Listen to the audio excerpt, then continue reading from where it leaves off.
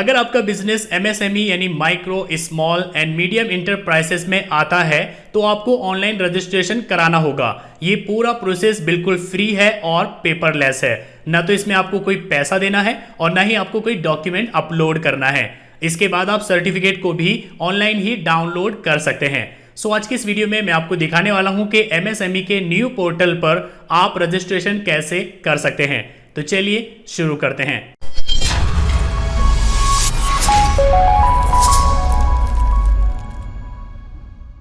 MSME registration से पहले मैं आपको एमएसएमई रजिस्ट्रेशन के कुछ बेनिफिट्स बता देता हूं ताकि आपको पता रहे कि एमएसएमई रजिस्ट्रेशन कराने से आपको क्या फायदा होगा।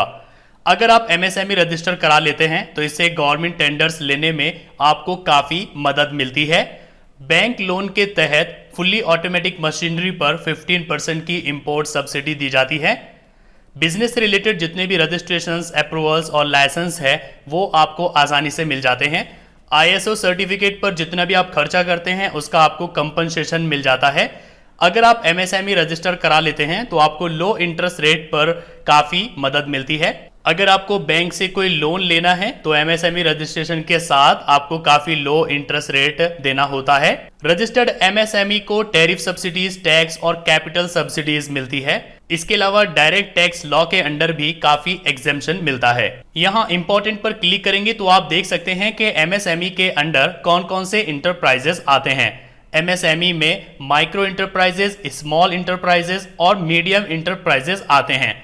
एक माइक्रो इंटरप्राइजेस वो इंटरप्राइजेस है जहां पर प्लांट, मशीनरी और इक्विपमेंट में जो इन्वेस्टमेंट किया गया है वो टोटल 1 करोड़ रुपए से ज्यादा नहीं है और उस इंटरप्राइजेस का जो टर्नओवर है वो 5 करोड़ से ज्यादा नहीं है, तो उसको माइक्रो इंटरप्राइजेस कहा जाएगा। दूसरी है स्मॉल इंटरप्राइजेस। इसमें वो इंटरप्राइजेस आती है जिसमें प्लांट, मशीनरी और इक्विपमेंट पर जो टोटल खर्चा किया गया है, इन्वेस्टमेंट किया गया है वो 10 करोड़ से ज्यादा नहीं है और उसका जो टर्नओवर है वो 50 करोड़ से ज्यादा नहीं है, तो उसको स्मॉल इंटरप्राइजेस कहा जाएगा। थर्ड है मीडियम इंटरप्राइजेस, जहां पर प्लांट, मशीनरी और इक्विपमेंट पर जो इन्वेस्टमेंट किया गया है वो 50 करोड़ से ज्यादा नहीं है और उसका जो टर्नओवर है वो 250 करोड़ रुपए से ज्यादा नहीं है, तो उसको मीडियम इंटरप्राइजेस कहा जाएगा। चलिए अब हम रजिस्ट्रेशन करते हैं। तो इसके लिए आपको यहाँ न्यू रजिस्ट्रेशन पर क्लिक करना होगा। इसके बाद यहाँ पर आपको अपना आधार कार्ड नंबर डालना है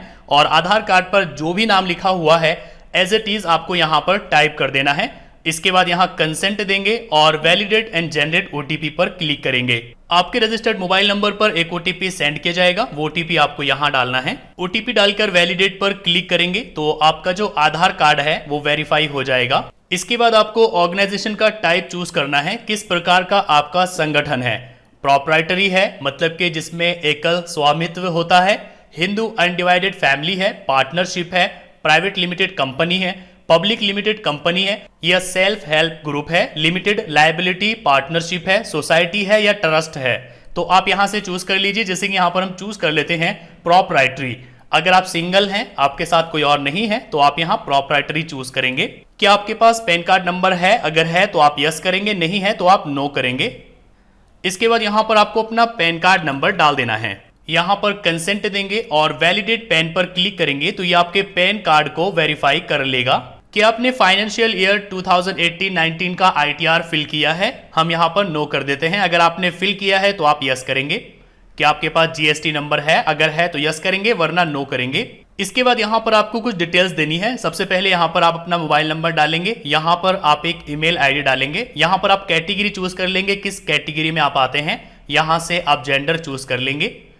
क्या आप फिजिकली हैंडीकैप्ड है? तो अगर है तो यस, नहीं है तो नो। इसके बाद यहां पर आप इंटरप्राइजेस का ऑफिशियल एड्रेस डालेंगे, जिसमें आप यहां पर पूरा एड्रेस डाल देंगे। अगर कोई बिल्डिंग का कोई नाम है तो वो आप यहां पर डालेंगे।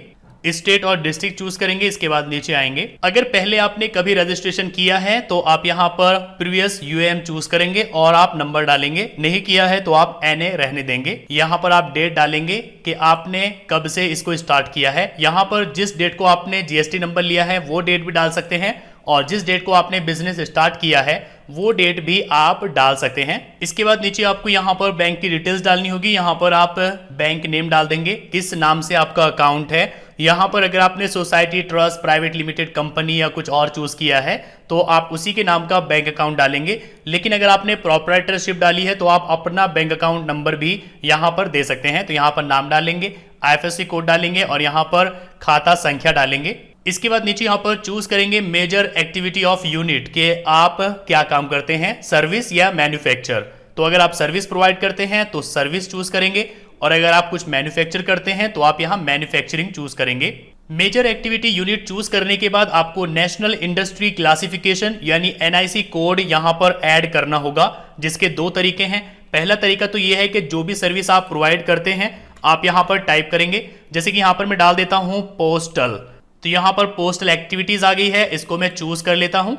तो यहाँ से मैं चूज कर लूंगा पोस्टल एक्टिविटीज और ऐड एक्टिविटी पर क्लिक करूंगा तो आप देखिए यहाँ पर NIC कोड ऐड हो चुका है।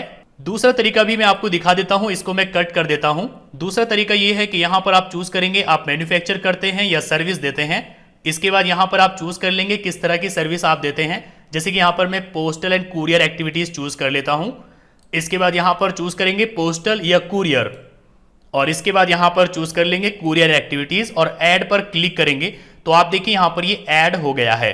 तो इस तरह से यहाँ पर आप टोटल 3 कोड्स ऐड कर सकते हैं, जैसे कि एक हमने यहाँ पर ऐड कर दिया है। अब जैसे कि मुझे पोस्टल भी ऐड करना है तो यहाँ पर मैं सर्च करूंगा पोस्टल एक्टिविटीज आ गया है और यहाँ पर मैं चूज कर लूंगा पोस्टल एक्टिविटीज। ऐड पर क्लिक करेंगे, देखिए ये भी यहाँ पर ऐड हो गया है। तो आप जो भी मैन्युफैक्चर करते हैं या सर्विस देते हैं या तो आप यहाँ पर सर्च करेंगे या आप यहाँ से चूज कर लेंगे सर्विस या मैन्युफैक्चर और फिर यहाँ आप लिस्ट से चूज कर सकते हैं। इस तरीके से यहाँ पर 4 डिजिट चूज करेंगे और यहाँ पर 5 डिजिट, इसके बाद ऐड कर देंगे तो यहाँ पर ऐड हो जाएगा। तो टोटल आपको 3 यहाँ पर ऐड कर देना है। इसके बाद नीचे आएंगे नंबर ऑफ पर्सन एम्प्लॉयड, आपकी जो कंपनी है या जो भी आपका बिजनेस है कितने लोग उसमें काम करते हैं।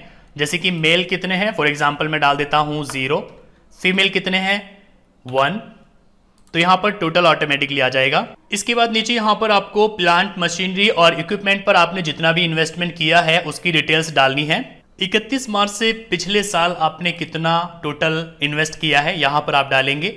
पॉल्यूशन कंट्रोल, रिसर्च डेवलपमेंट और इंडस्ट्री सेफ्टी डिवाइस पर आपने कितना खर्च किया है यहाँ पर डालेंगे तो टोटल यहाँ ऑटोमेटिकली आ जाएगा। इसके बाद यहाँ पर आपको डालना होगा टर्नओवर। ऊपर यहाँ पर आप डालेंगे आपने कितना इन्वेस्ट किया है और नीचे यहाँ पर आप डालेंगे टर्नओवर कि टोटल आपका टर्नओवर कितना है। टर्नओवर में भी एक टोटल टर्नओवर है और एक है एक्सपोर्ट टर्नओवर, ये आप दोनों यहाँ पर डालेंगे तो यहाँ पर नेट टर्नओवर आपके सामने आ जाएगा।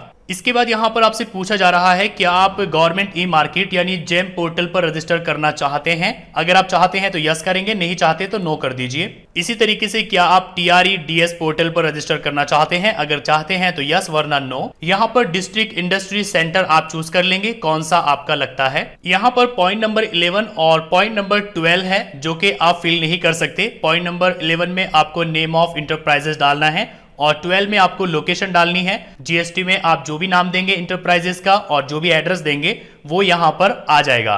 तो आपको जस्ट नीचे स्क्रॉल करना है और सबमिट एंड गेट OTP पर क्लिक करना है, यहाँ पर ओके करना है। आपके पास एक फाइनल OTP आएगा, वो आपको यहाँ डालना है। इसके बाद यहाँ पर आप ये कैप्चा टाइप करेंगे, जैसा लिखा हुआ है वैसे ही आपको टाइप करके यहाँ फाइनल सबमिट पर क्लिक करना है। इसके बाद ओके करना है। यहां पर देखिए सक्सेसफुली सबमिट हो चुका है और आपको एक रजिस्ट्रेशन नंबर भी दे दिया गया है। आप इसको कॉपी कर लीजिए और ओके कर दीजिए। आप अगर चाहे तो प्रिंट पर क्लिक करके इसको प्रिंट कर सकते हैं रेफरेंस के लिए। चलिए हम सेव कर लेते हैं PDF में। इसके बाद आप यहीं से सर्टिफिकेट प्रिंट कर सकते हैं, जिसके लिए आपको प्रिंट सर्टिफिकेट पर क्लिक करना है। यहां पर आपको रजिस्ट्रेशन नंबर डालना है जो कि आपको अप्लाई करने के बाद दिया गया है और इसके बाद आपको वैलिडेट एंड जनरेट OTP पर क्लिक करना है।